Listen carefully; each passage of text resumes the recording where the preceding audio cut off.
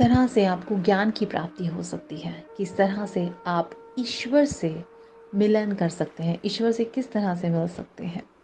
तो उससे मिलने के लिए आपको अपने 5 इंद्रियों पर कंट्रोल करना होता है, 5 सेंसेस पे कंट्रोल करना होता है। जिस तरह से हमारा जो जीवन है, हम बहुत सारी चीज़ों को कंट्रोल करना चाहते हैं और हम कंट्रोल करने में लगे रहते हैं, लेकिन एक बहुत ही इम्पॉर्टेंट चीज़ है जो हमारे पास है, जिनको हम कहते हैं सेंसेस, इंद्रियाँ।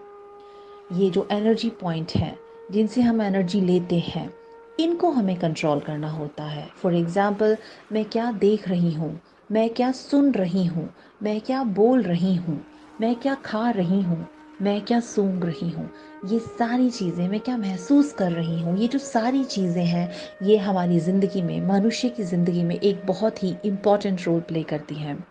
जब भी आप ज्ञान की प्राप्ति करना चाहते हैं, हमेशा याद रखिएगा, आप अपनी इंद्रियों पर कंट्रोल करना सीखें। हमारे हिंदू धर्म में बताया जाता है फास्टिंग, तब हम फास्ट रखते हैं तो हम खाना, पर्टिकुलर खाना छोड़ते हैं। तो क्यों छोड़ते हैं वो पर्टिकुलर खाना?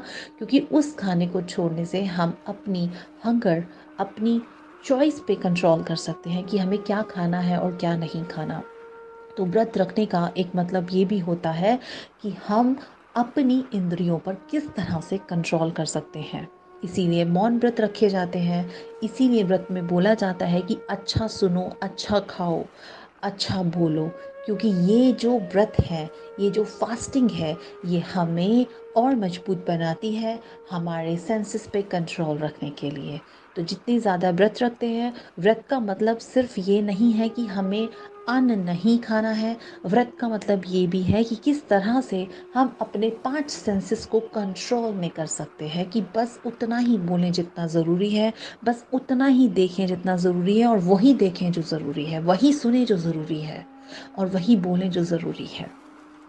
तो इसी तरह से हम ईश्वर की प्राप्ति करते हैं। इस सेंसेस को कंट्रोल करते करते हम अपने भीतर चले जाते हैं। जितना ज़्यादा हम अपने भीतर जाते रहते हैं, उतना ज़्यादा, उतना साफ, उतना सही तरीके से, उतनी सच्चाई के तरीके से हमें ईश्वर प्रभु के दर्शन होते हैं। तो अगर आप भी प्रभु के दर्शन करना चाहते हैं, मेडिटेशन कीजिए, खुद से कनेक्ट हो जाइए और अपनी इंद्रियों पर कंट्रोल करिए, और फिर देखिए किस तरह से जादू होता है आपकी ज़िंदगी में।